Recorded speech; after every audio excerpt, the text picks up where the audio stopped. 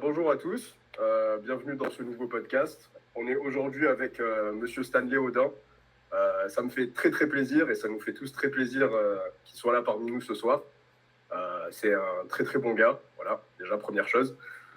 Et c'est aussi un très très bon athlète, meilleur deadlifter français actuellement, très bon coach. Il aide à faire avancer la force en France de manière générale. C'est quelqu'un d'investi. Et voilà, donc on va discuter tranquillement aujourd'hui, on va parler un petit peu de tous ces aspects-là. Donc déjà, bienvenue Stan. Bienvenue, merci à toi frérot, ça fait plaisir. Et merci encore une fois de m'avoir invité. Écoute, il n'y a pas de souci, gros. Du coup, je pense qu'on peut commencer avec une question un petit peu vague, large. Comment tu as commencé en fait à t'investir dans la force? Comment t'en es arrivé à être, par exemple, au bureau de Luskov, etc. Tu vois. Alors c'est une histoire un peu longue. En fait, Vas-y, on est là, il n'y a pas de souci. En gros, de base, moi je m'entraîne à Fitness Park tranquillement dans mon coin. Ouais. Je pense que c'est un peu comme à peu près tout le monde, hein. Donc de mon côté, je m'entraînais et j'étais plus attiré par tout ce qui était courte répétition, tester mon max, etc., etc.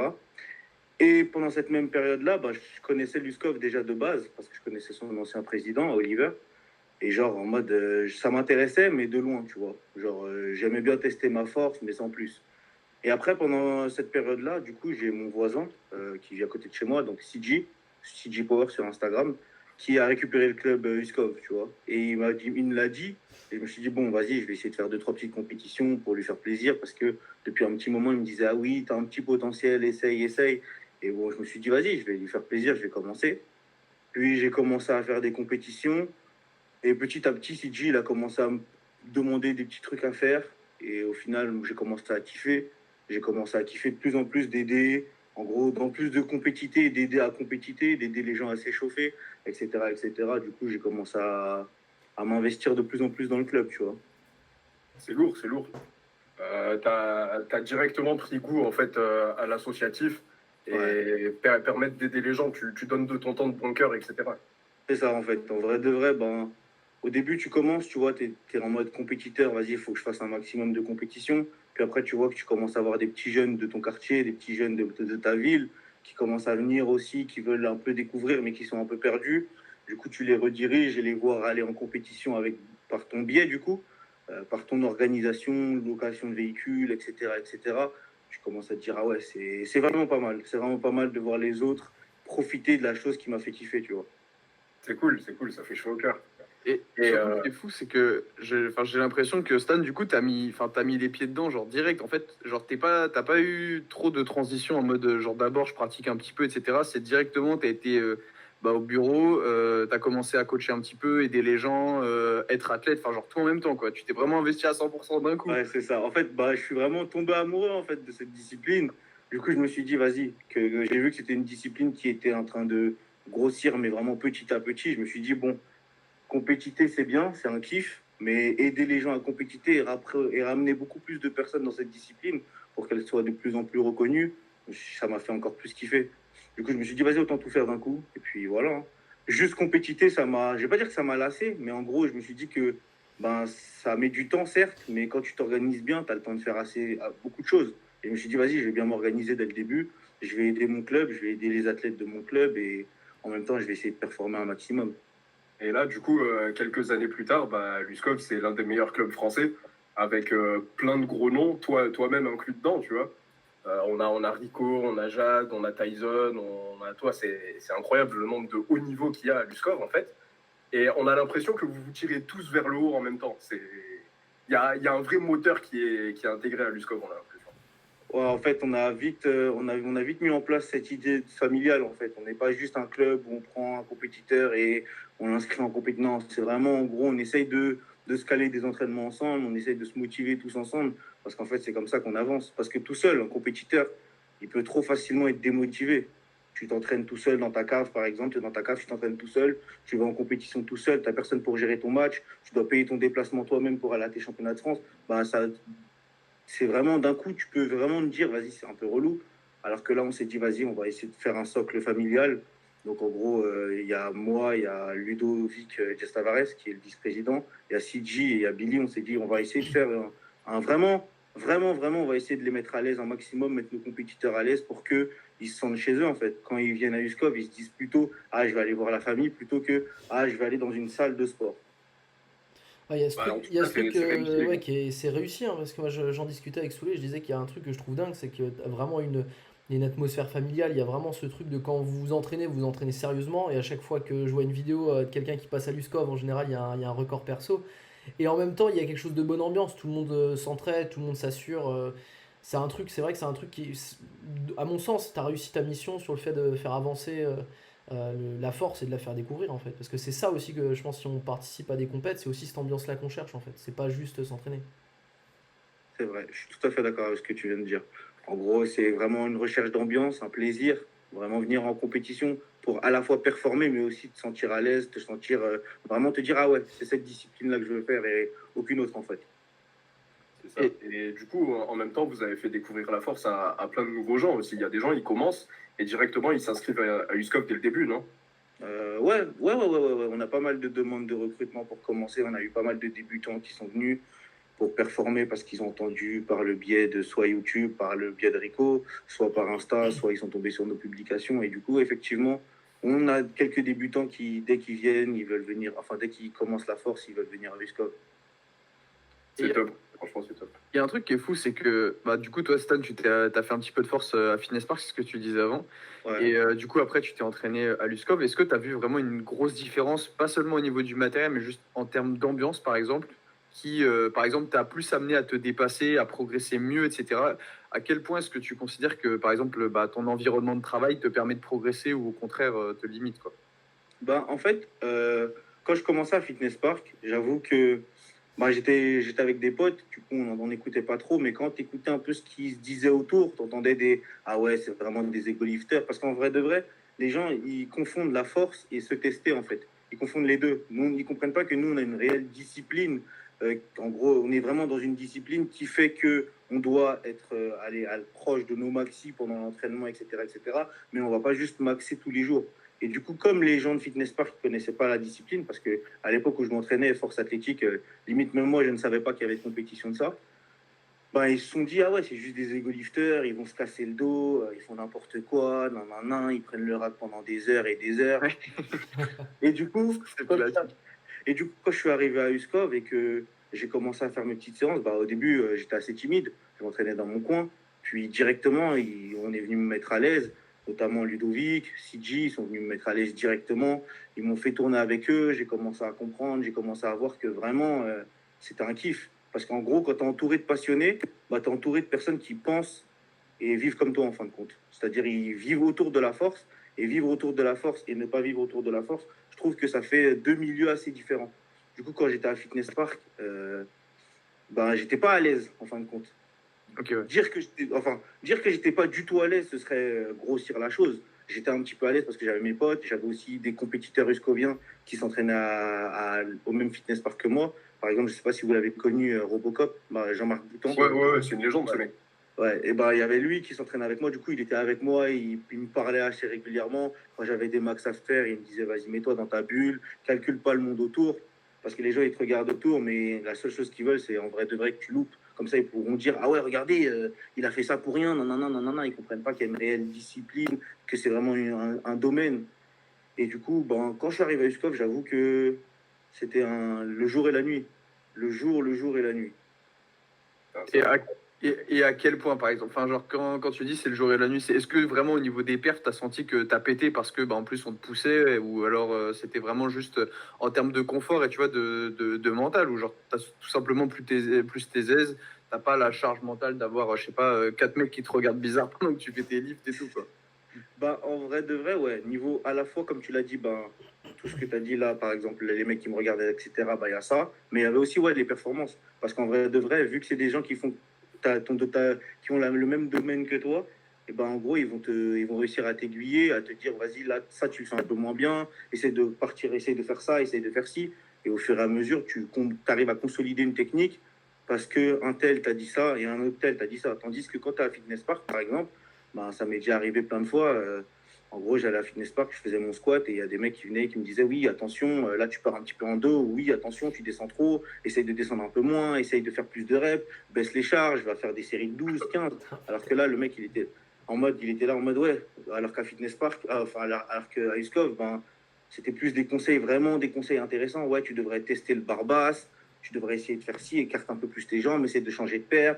Squatter en converse, c'est pas le mieux. Essaye de tenter cette paire-là. Tiens, regarde dans le bureau, on a ces genouillères-là, on a cette paire de chaussures-là. Si tu veux essayer, tu peux essayer, tu vois. Du coup, au final, ben, ça a eu une incidence sur mes performances. Ouais, c'est ça, il y a tout l'encadrement qui va avec, en fait. Il n'y a pas que le matériel ou l'ambiance, il y a aussi les gens qui sont là pour toi, en fait. C'est ça, exactement. Exactement. Ils sont là pour toi et ça se voit, ça se ressent directement. Parce que, effectivement, avant de commencer à compétiter, enfin, de m'entraîner réellement à Uskov, bah, j'avais des petits a priori, j'avais peur qu'on me juge parce que bah, je pense que c'est un peu comme les débutants d'aujourd'hui.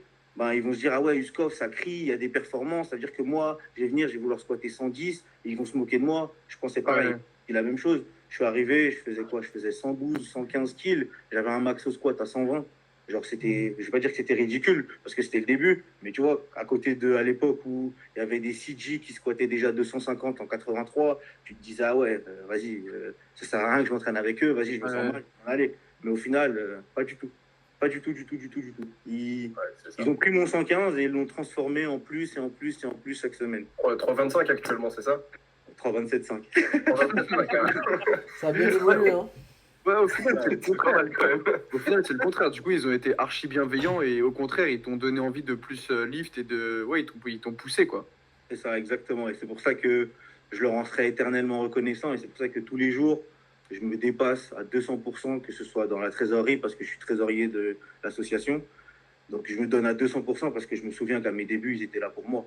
Ils m'ont donné un encadrement et je me suis dit, vas-y, je vais essayer de faire pareil pour les nouveaux venus, essayer de leur donner un encadrement et leur permettre de, qui sait, un jour devenir champion de France, un jour de faire les championnats de France ou même juste de mettre un pas en compétition et de ne pas avoir l'appréhension d'eux. Carrément, et c'est ce cœur, cette envie que tu mets, je pense, qui fait l'âme de l'USCOV et la beauté, en fait, de ce club, tu vois. Ça fait plaisir. Ah, mais gros, de toute manière, tu sais ce que je pense de vous. Hein. Je vais pas le répéter, mais à chaque compète, on est là, c'est la famille. Non, mais c'est vrai, parce qu'en plus, il y a d'autres clubs où, tu vois, nous, pour le coup, on est à Nantes, et enfin, même en dehors de Nantes, j'ai vu plein d'autres clubs où, tu vois, tu peux retrouver cette ambiance très familiale, etc., sans pour autant, tu sais, que ça te pousse à être vraiment compétiteur et à te dépasser complètement, tu vois. Ça, je pense que c'est vraiment, deux choses qu'il faut différencier, qu'il faut dissocier, parce que, bah, encore une fois, l'un va pas forcément avec l'autre, et vous, l'avantage, c'est que vous arrivez à avoir les deux, et que tu arrives à la fois à être dans une bonne ambiance et dans une ambiance où bah justement, on t'encourage à donner le meilleur de toi-même et à faire des perfs, quoi.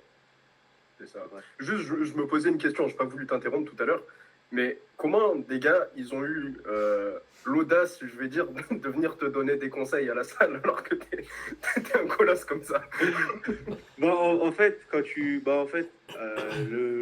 j'ai envie de te dire qu'au départ, bah, ça se voyait que j'étais un enfant. Ça veut dire que même si, parce que j'ai commencé la force quoi, j'avais 15-16 ans. Du coup, ça se voyait sur mon visage que j'étais un enfant, je m'entraînais dans mon coin. Ça se voyait que j'étais gêné d'être là, tu vois. Oui, ils se sont rapidement permis à me dire que je fais n'importe quoi, nanani, nanana, nanana, nanana. Ok, je comprends. Ouais, parce que j'allais dire, moi, si je te vois en salle commerciale, gros, même si tu fais du coucher avec les fesses qui décollent, je dirais. Je touche même pas ta barre, rien du tout, il n'y a pas de souci. Hein. Je te dis c'est toi, alors que je la tire à moitié, il n'y a pas de problème. Mais t'arrives encore à t'entraîner dans une salle commerciale ou maintenant c'est. Enfin, je veux dire, est-ce que t'as pris un peu goût aussi à l'USCOV et résultat, quand tu vas t'entraîner dans un fitness park, est-ce que t'arrives encore à te concentrer? Est-ce que t'es pas devenu un peu aussi un peu la bête de foire? Parce que quand on voit ce que tu soulèves, enfin, je veux dire, ça fait vraiment. C'est vrai que quand t'es dans un fitness park, un basic fit ou quoi que ce soit, déjà quelqu'un qui. Je sais pas, même qui squatte 140 plus, déjà on le regarde un peu bizarrement, mais te voir débarquer et bencher le max au squat des trois quarts de la salle, comment ça se passe pour toi ça? Bah, en vrai, de vrai, ça se passe très bien parce que j'ai la chance de m'entraîner dans un fitness park. Enfin, je m'entraîne dans deux fitness parks. Je m'entraîne dans un fitness park qui est géré par Strength Vision. Enfin, Ouais, exactement. Du coup, ça veut dire qu'ils ont déjà ils ont déjà des phénomènes de foire, tu vois. Ils ont déjà des ludos qui tractionnent plus de 100 kilos, des batteries qui envolent sur une barre de traction et tout. Du coup, ça fait que quand je viens, ben, ça va. Ensuite, l'autre, c'est Aéroville. Et Aéroville, ils ont vu mon ascension. Ça veut dire qu'en vrai de vrai, je suis dans mon coin, personne ne me dérange. En mode, Ok, ouais. vraiment, je suis pas vraiment dérangé par ça. Ouais, c'est cool, parce que si tu vas dans un Basic Fit random, je pense que c'est pas la même. Hein. Ouais, c'est vrai. Parce que, bah, à un moment, j'étais parti en vacances et j'étais allé dans un fitness park et j'avoue que j'avais été pas mal de fois arrêté pour me dire attention. Là, quand tu déposes ta barre, ça fait un peu du bruit partout, patati, patata. Du coup, ouais, je vois un peu. Ouais. Et bon, ça va, content du coup que même quand tu t'entraînes en salle commerciale, tu vois, tu sois avec des gens de confiance, qu'on ne te prenne pas la tête et tout. Ouais, ça Ouais, va, c'est ouais, ça va, ça va. Moi, ouais, j'avais. c'est ça, parce que Ouais, du vas-y, Romain. coup, excuse-moi, Roman, j'allais dire, mais du coup, si t'es dans ton fitness park, mais qu'au final tu restes avec tes potes, t'arrives à garder un petit peu cette atmosphère de travail, tu vois, même s'il n'y a pas tout le monde, tu restes dans un cadre qui est quand même propice à la performance et c'est pas comme si t'étais tout seul dans un keep cool, tu vois. C'est ça, exactement. Exact. Moi, Ouais. j'avais une petite question, je me permets de saouler. Ouais, C'était une vas-y, petite vas-y, question pour vas-y. réagir un peu à ce que tu disais, Stanley, sur le fait que tu es trésorier de l'USCOV. Et c'est une question, voilà, c'est une question assez directe. Mais comment un club comme le tien peut. Est-ce qu'à un moment donné, vous n'allez pas être dépassé par le phénomène un peu de ce qui se passe à l'USCOV? Est-ce que vous arrivez encore à avoir suffisamment de place? Je veux dire, maintenant que c'est un club voilà, de très bon niveau, est-ce que à un moment donné, vous n'allez pas être un peu limité en termes d'espace, en termes de demande? Parce que j'ai l'impression que maintenant, tout le monde veut un peu, dans la région parisienne, tout le monde a envie d'aller faire sa petite séance à Luskov, tout le monde est appelé, quoi. Donc, est-ce que ça n'a pas un peu dépassé aussi peut-être voilà, le projet d'un petit club familial? Bah, en fait, on a eu de la chance parce qu'en gros, il y a eu une refonte des membres du service des sports. C'est-à-dire qu'en gros, juste à côté de la salle, on a notre service des sports et c'est vraiment eux qui acceptent nos demandes, nos requêtes, par exemple nos demandes d'organisation de compétition, etc. Et du coup, qu'il y a eu une refonte et le président actuel, enfin le directeur du service des sports est quelqu'un qui veut vraiment faire avancer le sport dans la ville de Villepinte. Ça veut dire qu'en gros, vu qu'on affiche des résultats sportifs, eh ben, nos demandes sont acceptées. Par Mhm. exemple, avant, l'été de juillet à septembre, on était fermé. Maintenant, aujourd'hui, on a la chance d'être ouvert de 14h30 à 22h30, tu vois. Du coup, ça fait qu'en gros, ils nous aident au mieux pour parvenir au mieux à calmer un peu, pas calmer la hype, mais à gérer un peu la hype autour de notre club, tu vois, vous voyez. Mhm. Et du coup, la deuxième chose, c'est qu'en gros, comme je vous l'ai dit avant, on a un esprit familial. C'est-à-dire que demain, il y a Richemont qui va arriver à 15h30 bon, 18h30 pour commencer, pour commencer son squat. Et à Tyson qui est arrivé à 17h, ben les deux, ils vont s'organiser pour essayer de squatter ensemble. Moi, si je me rajoute au squat, on va tous tourner ensemble. Du coup, ça ne va pas nous déranger de tourner à 5 sur le même rack. On Mhm. n'en a pas qu'un seul, mais on en a plusieurs. Du coup, ça fait qu'en gros, vu qu'on n'a pas de difficulté à tourner l'un avec l'autre, on ne se retrouve pas à se marcher dessus, Ok, ouais. à être là, ah oui, mince, il n'y a plus de poids, comment je fais? Vas-y, bah, je vais faire autre chose, etc. etc. Ok. Mhm. Ouais, Ok, ça c'est. donc ouais, même avec beaucoup de monde et avec des gros niveaux, parce que c'est ça aussi qui peut être délicat, c'est quand il y a des gros écarts de niveau, justement, si par exemple il y a un débutant qui arrive et qui tourne avec toi, que je sais pas, il fait 1m60, ça peut vite être compliqué, tu vois. Mais non, vous arrivez quand même à gérer ça. Ouais, bah, par exemple, si je me retrouve à tourner avec quelqu'un qui a des crans de moins que moi, on a le rack Palini, du coup, c'est facilement réglable. Et en fait, on s'y met tous, tu vois. Ça veut dire qu'en gros, il y aura Ok, ouais. moi, le débutant, mais il y aura aussi les adhérents autour. Pour te donner un exemple, par exemple, vendredi dernier, je tournais avec Rico au squat. Lui, il est hauteur 9, moi, je suis hauteur 11. Du coup, bon, c'était pas un énorme écart, mais par exemple, il y avait Power Grain, Aurélien, Ouais. qui était là, qui gérait les changements de hauteur, tu vois. Mhm. Comme il avait avec Duben qui se permettait de venir changer les hauteurs pour nous, comme ça, on n'a pas à à se marcher dessus, à se dire vas-y, il faut que je fasse, nanani, nanana, tu vois. Vu que nous deux, on prépare une échéance, du coup, il y a Rico qui a les mondes et moi qui est là avec une semaine après. Du coup, ça veut dire qu'on devait être dans notre hype. Et en plus d'être dans notre hype, devoir régler, etc., bah, Auré s'est dit, vas-y, ça peut être peut-être relou pour eux, même si ça ne l'était pas. Et Mhm. il s'est dit, vas-y, bah, je vais le faire pour vous. Et il a géré ça tranquillement. Et ça se passe souvent, tu vois. Quand il y a des débutants, souvent c'est moi, je vais venir, je vais leur charger leur barre, je vais décharger la barre, je vais choisir leur hauteur, je vais leur expliquer, etc., etc. En gros, on va dire qu'en grosso modo, on va se pitcher les gens en leur disant, les gars, on a connu, bah, parce qu'en fait, nous, on a débuté à USCO, je ne vais pas vous mentir, et on avait 6 disques de 25. On n'avait pas plus. On n'avait pas plus. Du coup, en gros, tu pouvais juste mettre 170 sur une barre en full calibré. Du coup, nous, on s'entraînait avec des points en plastique, des gros points en plastique. Par exemple, si tu redescends un peu sur mon profil ou sur celui de CG, tu vas voir qu'à l'ancienne, c'était vraiment des grosses roues, genre. Ok. On a eu l'habitude de ça. On a vite pitché les gens en leur disant, les gars, oui, là, aujourd'hui, Dieu merci, on a pas mal de poids calibrés, mais c'est pas pour autant que, vas-y, on va chacun se mettre dans notre coin et tout. Faut qu'on essaye de se réunir un maximum et de faire les choses bien. C'est lourd. Ouais, Il y a, c'est y a tout le monde qui respectable, met hein. sa main à la pâte, en fait. Ouais, c'est ça. Tout le monde met sa main, tout le monde fait quelque chose. Tout le monde. Que tu sois compétiteur ou débutant, on essaie tous de faire quelque chose pour rendre la vie ensemble plus facile. Et malgré le nombre d'adhérents, c'est ça qui est incroyable, c'est que malgré le nombre d'adhérents, vous arrivez quand même à garder cette ambiance qui est quand même. Alors je veux dire, tu vas dans une salle, même dans des salles associatives où il peut y avoir autant de personnes, ce sera jamais le cas, tu vois. Enfin, jamais le cas, je dis ça comme ça, mais tu peux avoir souvent en plus, tu peux avoir des cours collectifs à côté. Moi, je sais que parfois on a des cours de Zumba avec des gens qui sont un peu plus âgés, tu vois, qui font de la Zumba juste devant ton squat ou tu vois, des trucs comme ça. Et Ouais. malgré ça, vous arrivez quand même à vous caler, je sais pas, à 7-8 sur un rack et vous mettre ensemble, quoi. C'est vrai. Bah, en fait, nos adhérents, du coup, nos adhérents loisirs, ceux qui viennent là pour juste s'entretenir, perdre du poids, ou prendre du muscle, etc., ben, c'est des anciens. C'est des personnes qui étaient là Ok. depuis le début. Ça veut dire qu'ils connaissent notre discipline. Ça veut dire qu'en gros, à tout moment, je peux être là en train de faire un squat et des adhérents qui étaient en train de faire leur cardio vont venir m'encourager en me disant, allez, donne tout, non, non, non, non, non, non. Parce qu'en Ah, vrai, on a réussi à avoir ça. J'avoue que c'est un petit luxe parce que ça fait toujours plaisir. C'est toujours mieux qu'un adhérent qui vienne devant ton rack à squat et qui essaie de te parler alors que tu es en train de brace pour commencer ta série. Du coup, ouais. Ouais. Ouais, c'est incroyable parce que ça participe. En fait, tu disais, même on charge les barres des autres, on descend le rack, des choses comme ça. Mais en fait, on se rend pas compte à quel point, quand tu es dans un niveau de concentration qui est, je pense, très important à l'approche d'une échéance, des choses comme ça, à quel point faire ces petits trucs, en fait, ça te fait sortir un peu de ta séance, quoi. Genre, juste d'aller chercher.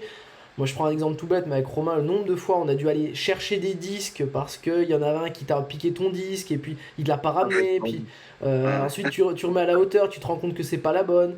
Et ça te fait mais, complètement sortir de ta séance. Et je pense que c'est vrai que quand on voit un peu voilà, l'intensité que tu mets dans ton entraînement, tu as envie de garder le maximum de ressources en fait pour t'entraîner et pas pour faire de la gestion, quoi. C'est vrai, je suis Ouais, tout à fait d'accord. d'ailleurs, Ouais. en parlant d'intensité, excuse-moi, je te coupe. Ouais.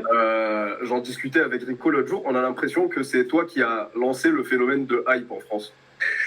Ah ouais, là, t'as fait mal. Là. Dans le sens où, bah, évidemment que tout le monde crie un petit peu, se chauffer, etc. Mais par exemple, quelque chose qu'on retrouve beaucoup et qu'on retrouvait pas avant, c'est des gens qui se gueulent vitesse entre eux, tu vois. Le fameux vitesse, ou bien écrase en bas, tu vois. C'est genre de choses. Et j'ai l'impression que, ouais, depuis que tu fais ça, les gens ils disent, ah ouais, c'est stylé, je veux faire pareil. Et du coup, ils refont ça entre eux. Rico, des fois, Rico, il me l'avait effleuré un peu, mais moi, j'avoue, j'ai jamais vraiment remarqué. J'ai pas remarqué que j'avais apporté quelque chose. Et si c'est le cas, je suis content. C'est la hype à la Odin, on l'appelle. Ça fait plaisir alors. Ouais, la vitesse, c'est ça. C'est ça. Mais pour la petite histoire, vitesse, je l'ai shippé à Robot. Parce qu'en fait, c'était lui. Franchement, tu t'entraînais avec lui, t'étais transcendé. En gros, il va mettre ses écouteurs, il va se mettre sur son banc, il va être là, il va faire que crier vitesse. Tu vas te dire, ah ouais, quand je vais passer sur le banc, moi aussi, je vais mettre de la vitesse. C'est ça. Mais c'est une légende, Robot. Il bench combien? Il bench 2,30, non? Un truc comme ça. Ouais, à son meilleur niveau, il a eu 2,40. Ouais. 2,40, et c'était quoi? C'était à moins de 105, moins de 120? Ouais, c'était à moins de 105. Après, quand il est passé master, il a décidé de prendre un petit peu de poids. Bon, un petit peu, vraiment, il est passé à 111. Et du coup, il a commencé à tirer en 120. Ouais, mais voilà, déjà, le niveau du bonhomme. Ouais. Déjà, tu vas dans une salle. Déjà, tu sais quoi, tu vas au championnat de France, normalement, actuellement, il gagne. Donc, imagine, c'est juste le gars que tu croises de temps en temps au fitness park, c'est une dinguerie. C'est une dinguerie. Dis-toi, pour compléter ce que tu dis un peu, quand j'étais petit, du coup, quand j'avais 16, 17 ans, tu t'entraînais dans ton coin, je me rappelle, je faisais mes biceps curl avec un pote à moi, on était en train de faire du curl et on entendait grave fort, vitesse. Et là, on se retourne et on voit, je le reconnais direct parce que je l'avais déjà vu, parce que je ne l'ai pas dit, mais quand j'avais 15 ans et que je cherchais une salle, vu que mon lycée il était collé à l'USCOF, j'étais venu faire une année, mais bon, la timidité m'a vaincu. Ouais. Et du coup, j'ai direct fui, tu vois. Et du coup, bah, je le connaissais un petit peu. Et du coup, je me suis retrouvé à 16 ans à devoir lui sortir une barre à 2,20. J'avais aucune force dans les bras. Oh, putain, la pression. Je me suis dit comment faire. Voilà, dingue. Tu me dis, s'il fail, c'est moi qui vais être responsable de sa mort. C'est exactement ça. Je me suis dit, mais s'il rate sa barre, il pense que je vais faire quoi en fait? C'est dingue, hein, c'est dingue, mais c'est chouette ce genre d'histoire, parce que j'ai l'impression que c'est un peu aussi ce qui drive un peu la force en France. C'est, en tout cas, il y a cette envie de faire progresser la force, puis voilà, il y a plusieurs niveaux pour essayer de le faire, et j'ai l'impression que, voilà, Uskov, il y a ce truc très concret, très pragmatique. Tu disais aussi, voilà, que tu essayes d'organiser des compètes, que tu essayes aussi d'aider financièrement. Tu disais, par exemple, payer ses trajets, enfin, organiser par exemple les déplacements. Et ça, Ouais. enfin, je pense que c'est quand même un truc qui est rare et qui est quand même d'un niveau. Enfin, vous avez amené ça à un niveau où. Bah, tu dis le truc tout bête, mais t'as des genouillères qui traînent dans le bureau. Si tu veux les essayer, essaye-les. Je pense pas que ce serait dans tous les clubs que ça se passerait comme ça, quoi. C'est vrai que moi aussi, à mon arrivée à Uskov, dis-moi. Vas-y, T'as dit un truc? Bah, c'est vrai qu'à mon arrivée à Uskov, moi aussi, ça m'avait surpris un petit peu parce que je connaissais un peu les prix. Ben, quand tu es lycéen et tu vois une paire de genouillères à 80 euros, t'as pas trop envie de la prendre, tu vois. Du coup, tu arrives dans une salle où ils te disent, bah vas-y, essaye-les. Tiens, mets-les. Si tu veux faire toute ta prépa avec, tu peux faire toute ta prépa avec. Pour la petite histoire, ben, mes tout premiers championnats de France, je sais plus si c'était en 2000, je sais plus si c'était en 2018 ou en 2017. Ben, ma compétition, je les ai fait en SBD taille L qui ne m'appartenait pas.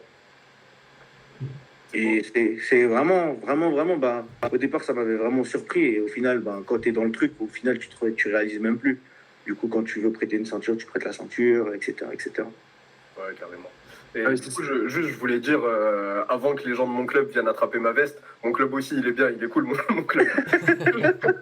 Il y a Pidi, puis il gère ça d'une main de fer, il nous prête du matos, là, il m'a filé de la thune pour aller au championnat du monde et tout. Franchement, le SSM, vous êtes les meilleurs aussi. Non, mais c'est un peu. En fait, le point commun, c'est que j'ai l'impression que c'est un peu, tu vois, des clubs un peu je sais pas, un peu famille, tu vois. Il y a vraiment ce truc où j'ai l'impression de. Je sais pas, pour le SSM, je sais pas, je pense qu'il faudra investir sur la lumière, c'est ça qui empêche un peu de faire des super vidéos, mais j'ai l'impression que c'est un truc un peu en mode, bah, ce qui compte en fait, ça va être de passer un bon moment et de pas oublier que ça reste aussi un sport, même s'il y a du niveau, où ça reste quand même un sport loisir et ça reste quand même un plaisir, parce que si tu vas t'entraîner et que tu as ce truc un peu de, voilà, de parfait dans ton coin et que finalement ça t'ennuie d'être là, quand tu sais le temps que tu passes à la salle, imaginons tu vas 4 fois semaine, 2 heures, c'est quand même ça fait partie de ta vie, quoi, en fait. Et si tu t'ennuies et que t'as pas cette bonne ambiance, moi je pense que forcément tu peux perdre un peu le goût de l'entraînement, quoi. Non, c'est vrai, je suis tout à fait d'accord. Mais ouais, en vrai, il y a des points communs entre Uskov et le SSM, c'est que c'est des salles qui sont old school à la base, Ouais, c'est ça. qui n'ont pas du matos archi neuf, et ça a évolué petit à petit. Par exemple, vous avez acheté des plaques Rogue, c'était en 2020-2021, je crois. Ouais, c'est ça. C'est ça.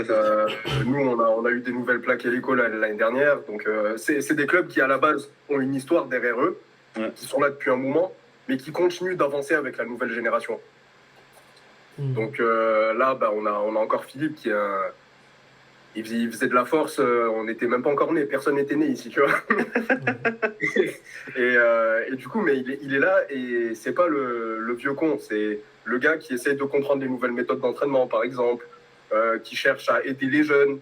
Par exemple, quand j'ai eu besoin d'un financement ben là, pour aller à Istanbul, je me suis tourné vers lui directement. Il m'a dit, OK, on va faire en sorte, je vais discuter avec Sofiane, tout ça, on va essayer de te mettre un peu ça de côté et tout. Et la semaine d'après, j'avais un chèque, tu vois. Donc, c'est pas juste des paroles à l'air. Il est là Ouais, c'est ça. et il s'investit vraiment, tu vois. Et je pense qu'on retrouve ça chez vous aussi, avec toi, avec Billy, avec Ludo et tout. Et je pense que c'est ça, en fait, qui fait l'esprit des clubs anciens qui continuent à briller aujourd'hui, en fait. Ça fait partie, peu importe le sport. En général, quand tu es dans un club qui est soudé, qui est vraiment bâti sur des vraies fondations, etc., tout le monde se connaît, tout le monde s'aime bien. C'est comme ça, tu rentres, tu dis bonjour et ouais, carrément.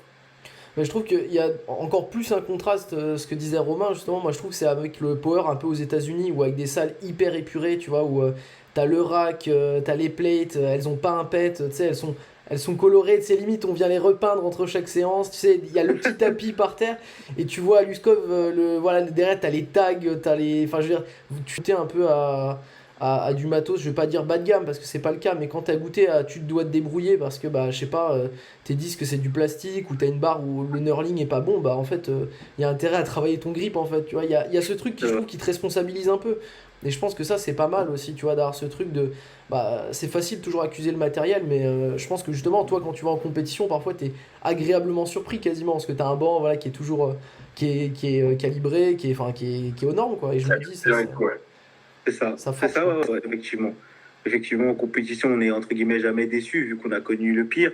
Du coup, on n'est pas déstabilisé par ça. Et c'est ce qu'on essaie d'inculquer un peu à nos jeunes qui débutent, de ne pas s'attendre à du grand luxe parce qu'on ne sait jamais ce qui peut se passer en compétition. Il peut y avoir des organisateurs qui font de leur mieux, mais qui au final, tu vas te retrouver à tourner avec 16 personnes. Et si tu as l'habitude de ton petit luxe habituel, ça peut te faire un petit choc, tu peux arriver à froid sur la plateforme, etc., etc. Ça, c'est important, ça. On en voit beaucoup des gens qui sont assez récents dans la force, qui ont 1, 2 ans de pratique.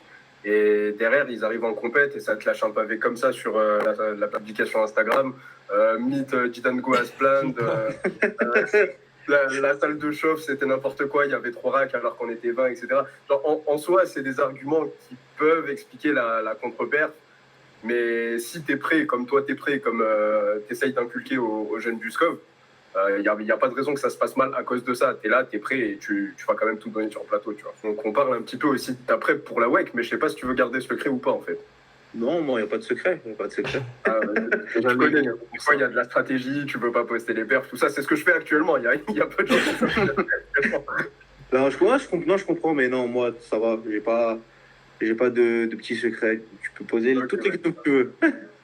Du coup, bah, si on peut faire une petite rétrospective et qu'on voit un petit peu comment ça s'est passé depuis les France, du coup, depuis ta qualif, Ouais. et qu'on voit un peu de manière générale, tu vois, sans trop rentrer dans le détail, mais comment tu as agencé la suite avec Billy. Et juste, ouais, voilà, voir un petit peu si tu as fait un petit peu plus de foncier, si tu as cherché à travailler ta capacité de travail, je sais pas, des trucs comme ça. Et puis là, savoir ce que tu as sorti du coup sur cette préparation, puisqu'on arrive bientôt à l'échéance, et savoir si tu nous as sorti des petites dingueries. Alors, je vais pas te mentir, en fait, au France, je me suis blessé. Et je me suis Oh blessé, merde. ouais, je me suis blessé les 2 quads. Ok. Sur une sortie de barre pendant la chauffe. Du coup, ça fait que aujourd'hui encore, bah, j'ai les quads qui me font très Attends. C'est quoi cette histoire? C'est quoi cette histoire? Parce que Hein. dans mes souvenirs, tu as validé tes squats. Ouais, non, j'ai validé mon squat, mais en fait, bah, j'y suis allé en serrant les dents, tu vois. Du coup, ouais, j'avais les 2 quads totalement bousillés là. Bah, Ah ouais, au début, je pensais que c'était juste, vas-y, la fatigue de toute la préparation, que mon tape n'avait pas eu l'effet escompté. Du coup, j'avais laissé une petite semaine de récupération après les France. Et quand je suis retourné au charbon, j'ai compris qu'en fait, c'était pas juste un tape mal géré, c'était vraiment qu'il y avait quelque chose. Et bon, comme je suis un peu, je vais mettre entre grosses guillemets, mais je suis un peu à l'ancienne, ben, c'était juste, vas-y, je vais récupérer et on va voir. De toute façon, on va serrer les dents. C'est pas tout le monde qui a la chance de pouvoir s'entraîner 100% pain free, donc on va essayer d'aller serrer les dents et s'entraîner avec la douleur au quad. Du coup, je commençais à reprendre tranquillement, et puis semaine après semaine, ben, j'ai plus pu faire de terre. Genre juste me mettre en position au deadlift, c'était impossible. Du coup, je me suis dit, bon, c'est un petit peu plus relou que ça, c'est un peu plus relou que ce que je pensais. Après, on a eu la chance qu'on a été en discussion avec un ostéo qui nous a rejoint nous, qui a commencé à suivre un peu pour voir un peu ce que j'avais au quad. Et aujourd'hui, là, à l'heure actuelle, ça va. La douleur c'est un petit peu estompée, mais bon. Ah ok, c'est encore présent là aujourd'hui. Ah, c'est encore présent. C'est encore présent. Genre, le matin, quand je me réveille, j'ai du mal à sortir de mon lit, etc., etc. Ah ouais, mais attends, du coup, t'as fait ta prep entière sans faire de deadlift. Non, j'ai pu faire, mais j'ai serré les dents. Ok, ouais. C'est- Là, je me suis ouais, dit, oh lolo. Du coup, ma stratégie, c'était de mettre du deadlift en léger, du coup, sans ceinture, Hmm. et serrer les dents. Pas toi en tout cas, gros. Hein. Un respect. Hein. Mais du coup, qu'est-ce que t'as fait? T'as réduit le volume par rapport à ce que tu faisais d'habitude ou t'as gardé un nombre de séries assez fixe et tu t'es dit, je vais essayer d'avoir un deadlift qui soit challengeant malgré le fait que j'ai ma douleur, quoi.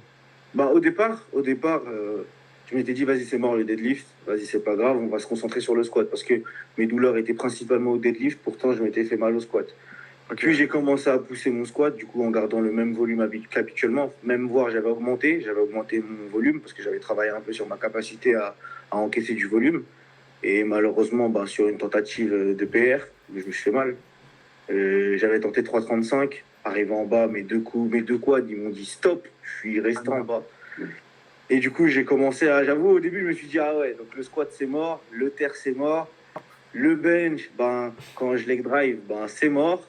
Et Ah ouais, du même coup, le ben, bench. ouais, j'avoue que je passais par une phase où je me suis dit, vas-y, c'est chiant un petit peu, mais vas-y, on va essayer de mettre du Larsen, on va essayer de ralentir un peu le travail sur le squat, on va essayer de ralentir encore le terre. Et puis, quand j'ai vu l'ostéo, du coup, j'ai commencé à travailler avec lui, ça va faire 5 semaines. Ok. Il s'appelle Yacine. Genre, j'ai commencé à bosser avec lui et du coup, j'ai pu commencer à reprendre le terre. Et du coup, là, j'essaie de récupérer une capacité, j'essaie d'un maximum de récupérer une capacité sur les deadlifts et on va tout miser dessus parce que là, en ce moment, j'arrive à me reset-up. Au départ, j'arrivais pas du tout à me set-up. Dès que je commençais à tirer mon slack, bah, je devais lâcher la barre parce que c'était plus possible. Et bah là, j'arrive à me reset-up et on va essayer d'avoir le meilleur niveau le plus rapidement possible. Vu qu'il reste Ok, let's go. Il reste quoi? Il reste 3 3 semaines et demie, 4 semaines? Ouais, 3 semaines et demie, 4 semaines. Vas-y, bah gros, en tout cas, grosse force à toi. Moi, tu sais, je serai là de toute manière à cette compète-là. T'as Donc, intérêt? ça va venir et ça va acheter toi, hein, tu connais. On va essayer de faire les choses bien. Ouais, bah, ça j'en doute pas, gros. C'est toujours comme ça. Et du coup, là, tu peux toujours pas deadlift normalement, c'est ça? Là, le deadlift, ça va, je peux redeadlift normalement. Le squat, j'ai dû mettre un gros coup de frein. Du coup, j'ai baissé le volume, j'ai diminué l'intensité et j'ai baissé mes objectifs au squat. Je les ai beaucoup baissés. Ouais, Ok, ouais, ouais. imagine, déjà arriver sur le plateau et pouvoir faire tes squats sans trop de douleur, je pense que c'est déjà pas mal. C'est ça, C'est ouais, clair. c'est déjà pas mal. Et essayer d'arracher du coup la qualif, le financement pour. Enfin, la qualif et le financement pour les championnats d'Europe. Pour les Europes, ouais. C'est ça. Ah, gros, ce serait incroyable, les championnats d'Europe avec Stanley Audin. Croisons les doigts, hein. Croisons les doigts. Ah, gros, ça a prié pour toi, t'inquiète. C'est gentil, mon frère. Et qu'est-ce que je voulais dire? Du coup, donc là, tu disais que tu n'avais pas pu faire de terre pendant. Enfin, pas pu correctement, en tout cas, pendant. Ça fait combien de temps? Ça fait depuis les France, en fait? Ouais, depuis les France, depuis les France, j'avais fait une pause de 2 mois où je faisais plus du tout de terre. Ok. Et après, j'ai repris le terre en très léger. Et du coup, là, tu as repris le terre sérieusement depuis 5 semaines avec l'ostéo, c'est ça? C'est ça, depuis 5 ouais. depuis 5 semaines, on va dire 6 semaines depuis j'ai pu reprendre le terre normalement. Ouais, c'est ça, parce que je disais, on n'a pas la même définition de léger, je pense. Parce que, gros, il me semble avoir vu passer des terres à 3,20, 3,30 sur Insta. Non, ça c'est sur mon deuxième terre. Bah, c'est le terre où je serre les dents. Je me dis qu'il faut quand même que j'aille toucher de la charge pour que, un, le hook il tienne le jour J et deux, que j'arrive et pas avec une performance quand même, tu vois. Et Ouais, bah oui, de ouf. Ce serait dommage d'arriver sur ma compétition, ma première compétition inter du coup, et deadlift moins que ce que j'attends et moins que mon minimum, tu vois. Ouais, carrément. Et Mais qu'est-ce du que. coup, ouais, là, le plan de match, en gros, ça va être de finir le squat sans aggraver les quads et tout donner au terre, c'est ça?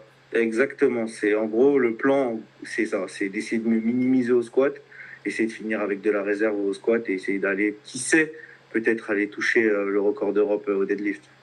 Il est à combien le record d'Europe? Il est à 3,85. 85. Ouais, 3,85, c'est ça. 3,85.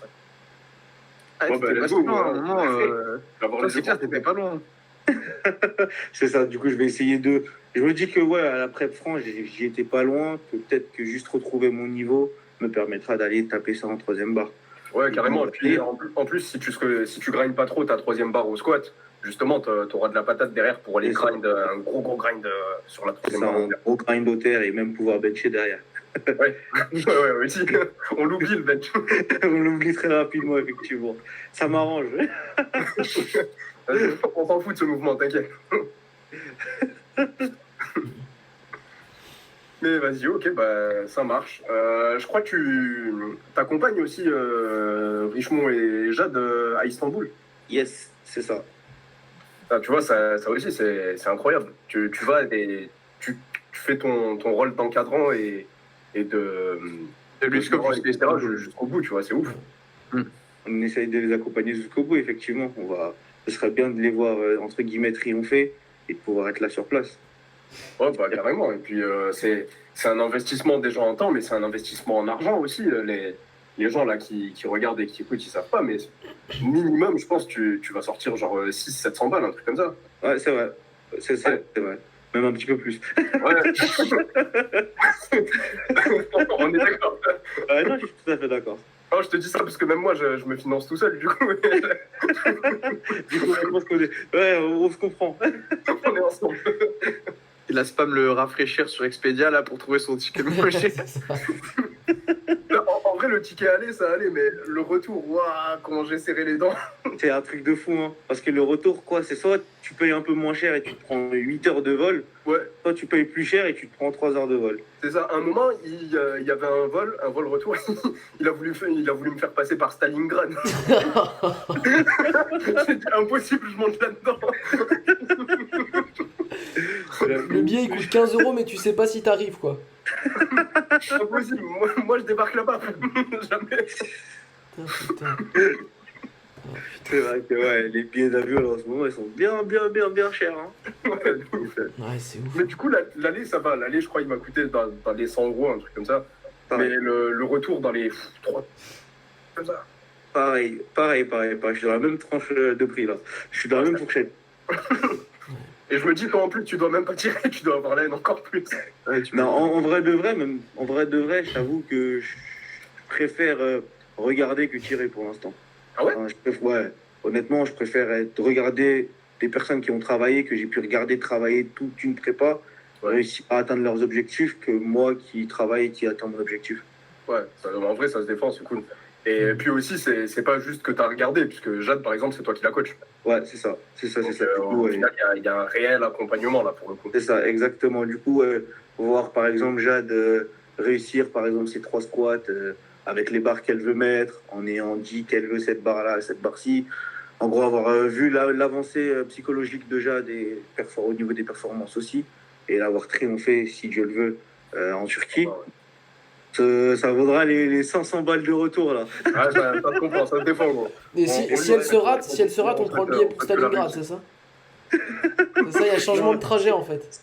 Si elle se rate, il y a Rico encore. Ouais, c'est ça. Il y a encore, t'as un deuxième soldat quoi. C'est ça. Il y a Rico, j'espère qu'il va faire le tas. Ouais, Rico, gros match, Rico. Ouais, mais même toi, gros match. Ouais, moi, c'est pas grave, moi. Un très très gros match. Ouais, c'est une KT full stack. Hein. Je crois qu'il y a 12 personnes qui sont à plus de 700 de total. C'est une dinguerie. Bah, c'est comme l'autre jour là. Enfin, sur King of the Lift, il y en a un qui a été reposté avec un deadlift à 363. Ouais.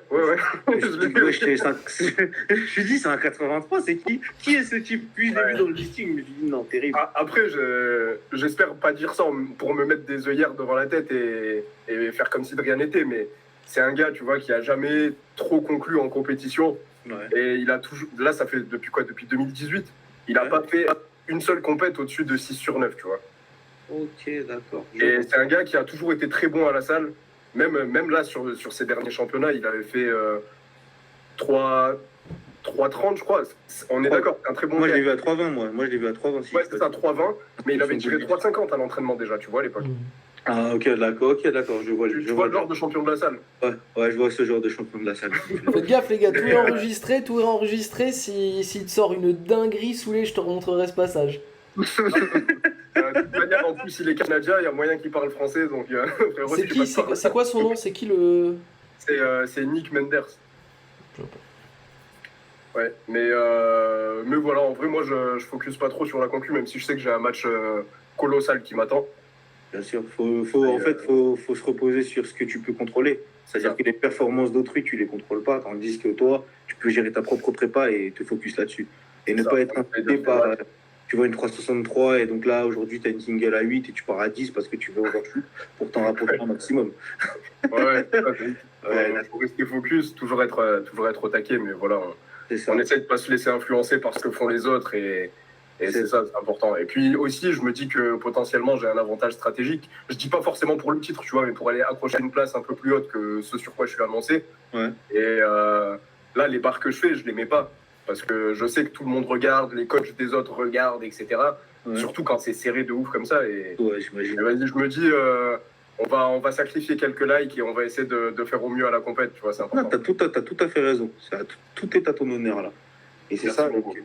En vrai de vrai, ouais, la concurrence, c'est un point positif parce qu'en gros, allez, à 12 semaines, allez, 18 semaines, ça t'excite de te dire, allez, c'est serré, c'est serré.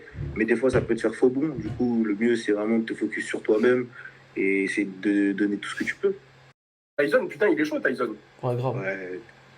Moi, Ouais, Tyson, il me terrorise, mec. Il me terrorise. Genre, vraiment, à j'aime chaque bien fois les que je débuts le de vois bloc. grind, mon gars, je me dis, mais il Ouais, est fou. début de bloc, il est déjà à 10. Mais le pire, c'est qu'après, il y a 4 semaines derrière. C'est ça le truc, tu vois, C'est c'est qu'il est à 10, mais il y a 4 semaines derrière. Il C'est te dit ça. début de bloc, c'est vraiment un début de bloc. Ah, mais il a pas peur, il progresse bien, en vrai. Non, mais c'est un Ouais, tueur, le ouais, mec. Ouais, il monte bien en ce moment, Tyson, ça fait plaisir. C'est toi qui l'entraîne ou. Non, c'est pas moi. Je l'encadre de loin. En gros, il me demande des conseils et Ouais. je lui donne ce que je peux. Mais sinon, la prog, c'est pas moi qui m'en occupe. Ok. Il l'occupe tout seul. Il m'a dit qu'il a pris goût à ça en se renseignant, en écoutant un peu ce qui se faisait autour et qu'il allait partir sur une prog solo.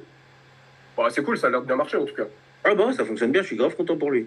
Ouais, moi aussi, de ouf. Parce qu'en vrai, gros, même si on est concurrent, nanani, nanana, tu vois, c'est toujours cool de voir les autres progresser. Et puis même, on se tire vers le haut, tu vois. C'est ça, se tirer vers le haut, parce qu'on a tous pour objectif de faire monter cette discipline.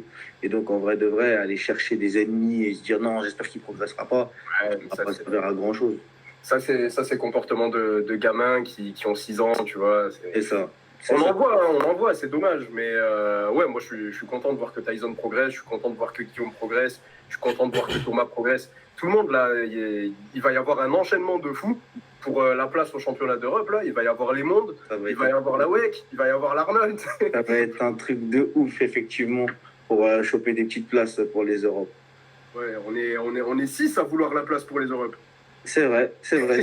6 pour 2 places, c'est ça? C'est 2 places. ça, Ok, ouais, j'avoue, 6 pour 2, ça va être incroyable. Bah, il y a un tiers.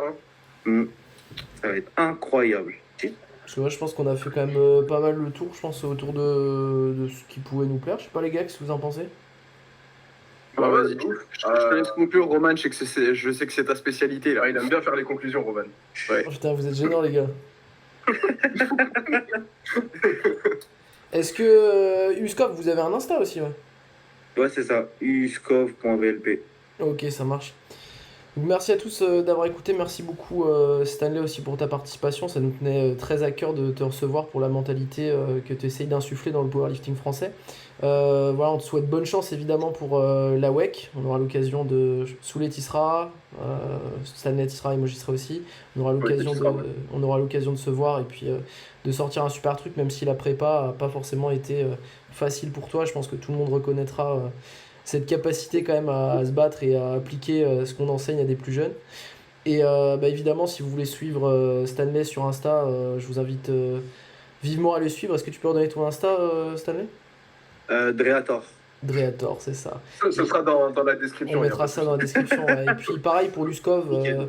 pour ceux qui ont envie de voir ce que c'est, un club un peu à l'ancienne, un club qui a des valeurs et qui souhaite avancer, disponible aussi sur Insta, uskov.vlp. On vous mettra tout ça dans la ligne, dans la description évidemment. Et puis on se retrouve bientôt pour un nouvel épisode et d'ici là, on vous souhaite une bonne soirée et à bientôt.